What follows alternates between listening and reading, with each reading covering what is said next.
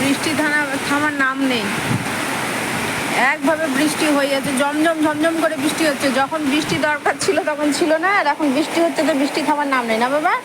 এ বাপরে, আমার কথা কতটা শুনতে পাচ্ছ জানি না, সেই বৃষ্টি, সেই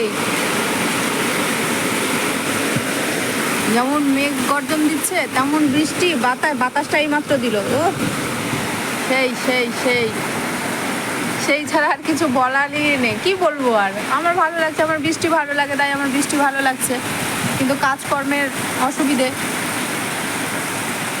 যারা দিন খাটে তাদের কষ্ট। মাপবে, এটা দিয়ে মাপবো করে। এখন কিন্তু ওকে মারাই যাবে না, হ্যাঁ, ওকে যদি মারি এখন ঘাও করে উঠে যাবে। আমি ওকে দেখলেই বুঝতে পারি, এক্ষুনি যদি ওকে ছুয়াই কিনা এখনই হাতটা কামড়িয়ে ধরবে। ঘরে যা, তাহলে যা ঘরে যা। গায়ে ওষুধ দিলাম, ওয়াইপস দিয়ে পুরো গা ওকে পরিষ্কার করলাম, আঁচড়ালাম। আগে আঁচড়িয়ে নিয়েছি ভালো করে, যা নোংরা ছিল বেরিয়ে গেল, দিয়ে ওয়াইপস দিলাম, ওয়াইপস দিয়ে পুরো পরিষ্কার করলাম, করে ওষুধ দিয়ে দিলাম, দিয়ে আরও একবার ঘরটা ঝাড় পড়লো, আবার ঝাড় পড়বে, বিছানা চাদর ওঠানো হবে, বালিশের ওয়ারগুলো তো চেঞ্জ করা হয়েছে। এই যে ডালটা ফুটে গেছে, এখন ফোড়ন দিয়ে দিই। কালো জিরে দেবো না পাঁচ ফোড়ন দেবো সেটাই ভাবছি, কী দিয়ে যে দিই। যে পেঁয়াজ দিয়ে সিদ্ধ বসিয়েছিলাম।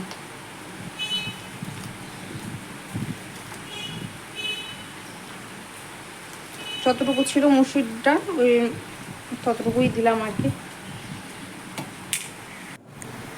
ডালটা এখন একটু দনমনে বললাম না, কালো জিরে না পাঁচ ফোড়ন কী দিয়ে করব। পাঁচ ফোড়ন দিয়েছি, অবশ্যই পাঁচ ফোড়ন দিয়েই করেছি, কিন্তু পরে মনে পড়লো যে রাঁধুনি দিয়ে করলে ভালো হতো। রাঁধুনি দিয়ে মুসুর ডাল নিরামিষ তেজপাতা ফোড়ন শুকনো লঙ্কা দিয়ে সত্যি খুব ভালো লাগে। কিন্তু তারপরে ভাবলাম যে ঠিকই আছে, এদিকে রাঁধুনি দিইনি, তেজপাতা নেই ঘরে, এদিকে শুকনো লঙ্কা নেই, তার থেকে ভালো যে পাঁচ ফোড়ন দিয়ে করি, খেতে ভালো লাগবে, টেস্টটা সুন্দর হয় পাঁচ ফোড়নের। আর এমনি কালো জিরা দিয়েও খাই, সেটা নিয়ে অসুবিধা নেই। আগে কালো জিরা দিয়ে খেতাম, তারপরে পাঁচ ফোড়নের টেস্টটা যখন থেকে বুঝতে শিখেছি তো পাঁচ ফোড়ন দিয়েই খাই, বেশ ভালো লাগে কালো জিরা থেকে। আর রসুনটা দেখতে পাচ্ছি কেমন লাল লাল, তো প্রত্যেকটা রসুনই এমনটা বেরিয়েছে, তো তাই আর ফেললাম না, যে ফেলে লাভ নেই, কেন যতই হোক টাকা দিয়ে কিনে নিয়ে আসার যা দাম জিনিসের, এটা দিয়েই খাওয়া যাবে। তো ফোড়নে রসুন দিয়ে এই যে ডালটা দিয়ে দিলাম, ডালটা হয়ে গেলেই এবার বাকি যা ফ্রিজে রাখা রয়েছে সেগুলোই হবে। মাংস আর করছি না, কেন ভুলেই গেছি যে একটু করে বেশ কিছু খাওয়ার ফ্রিজে থেকেই গেছে, পরে মনে পড়লো আমার। তো দেখো কী কী বার করছি আমি ফ্রিজ থেকে। মাংস বার করেও ভরে দিলাম, করে লাভ নেই, ভুলেই গেছি। সকালে তো বললাম মাছ ভাজা আছে, কিন্তু পরে ভুলে গেছি, বলছি না আজকে সকাল থেকে জানি না কি হয়েছে। মাছ ভাজা, এটাকে আবার ভাজবো, একদম কড়া মুচমুচা হয়ে যাবে। এই যে 2 পিস মাছ রয়েছে, এদিকে কালকে যে মাছ মাখাটা করেছিলাম সেটা রয়েছে, আর এদিকে কালো জিরে বাটাও রয়েছে। তো এটাই আগে খেয়ে শেষ করি, তারপরে দেখা যাচ্ছে। বাতাস দিচ্ছে খুব সুন্দর, দেখতে আসলাম যে জল কতটা আটকিয়েছে, কারণ ফেলতে হবে, না তো আবার এত দূর অব্দি জল চলে আসবে, কারণ এটা তো ঢাল হয়েছে, এই সাইডটা পুরোটাই ঢাল। আর এটা সকালবেলা একটু বাতাসে দিয়েছিলাম, জলটা অনেকটাই টেনেছে। আর শুকনোটা উঠিয়ে রাখলাম।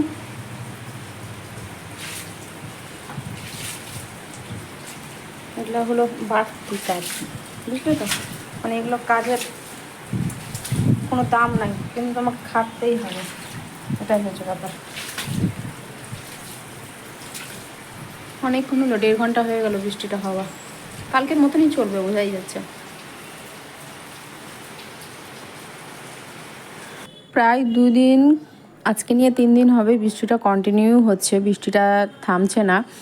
মাঝখানে একটুখানি থামছে থামছে বলতে সেরকমভাবে একদম পুরোপুরি থামছে না, ওই ঝিপঝিপ করে ধরো যে হয়েই যাচ্ছে। তো এখনও কিন্তু ভালোই বেশ ঝমঝমিয়ে বৃষ্টি হচ্ছে, বৃষ্টি থামার একটুকু নাম গন্ধ নেই। কটা বাজে দেখতেই পাবে, বাধ্যতামূলক আমি ঘর বারান্দা মুছতে এলাম। বৃষ্টির দিনে না মুছতে ইচ্ছে করে না, আবার না মুছলেও হয় না। আর তার মধ্যে এই কারণে মুছলাম যে জোটো দেখছি সারা ঘর শুধু এদিক ওদিক করে বেড়াচ্ছে, আমি বুঝতে পারছি না কেন। তাই পুরোটাই ফিনাইল দিয়ে একদম পুরো ঘর দুয়ার সুন্দর করে মুছে ঘরের ফ্যান, তারপরে এই এখানকার ফ্যান, দুদিকার ফ্যান একদম চালিয়ে দিয়েছি। তো একবারে শুকিয়ে যাবে, বাতাস তো সেরকমভাবে নেই, থেকে থেকে বাতাস আসছে, কিন্তু বৃষ্টির আর বাতাস কাজের বলো, ফ্যান না চাললে হবে না। আর দরজা লাগা মানেই একদম গোমুট বাঁধা আমার ঘরটা, কিন্তু কী করবো। আর বেলকানিটাও হয়েছে উল্টো দিকে, বেলকানি হওয়া উচিত ছিল আমার ঘরের ওই পাশটাতে, রাস্তার দিকে, আর বেলকানি হয়েছে ঘরের ভেতরে। বেলকানি যে ফাঁকা জায়গাটা পড়ে রয়েছে ওটা তো জায়গা, এদেরই জায়গা, এবার যে ধরো ঘর তুলবে বেলকানি তো বেকার হয়ে গেল। কোন মিস্ত্রি দিয়ে কাজ করিস ভগবান জানে, কার যে মিস্ত্রির বুদ্ধি না এখন এই বাড়ির লোকের বুদ্ধি জানি না, এত বাজে বুদ্ধি, এত বাজেভাবে কাজ ধারণার বাইরে। এদিকে ছাদ ঢালাই দিয়েছে একদম নিচু নিচু করে, মানে কতটা দরকার সেটাও জানা নেই। দরজা যখন ঠিকঠাক করতে এসেছিলো তখন বলছে যেন আমরা আইডিয়া করতে পারিনি যে ছাদটা এত নিচু করে ফেলবে।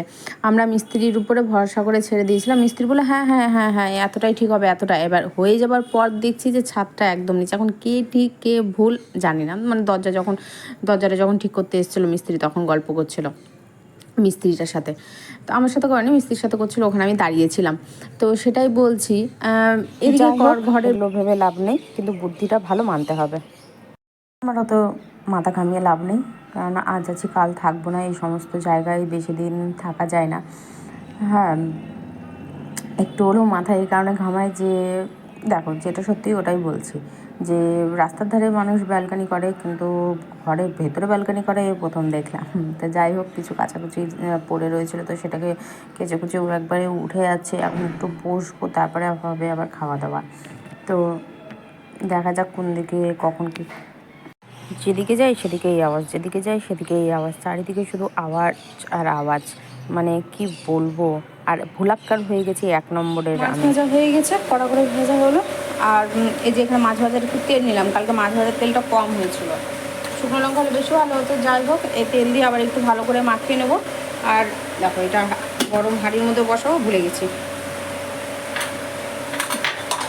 তাহলে ওটা ভাতে খাওয়ার সময় না ওটা গরম হয়ে যাবে, নর্মালে হয়ে যাবে, অসুবিধা নেই।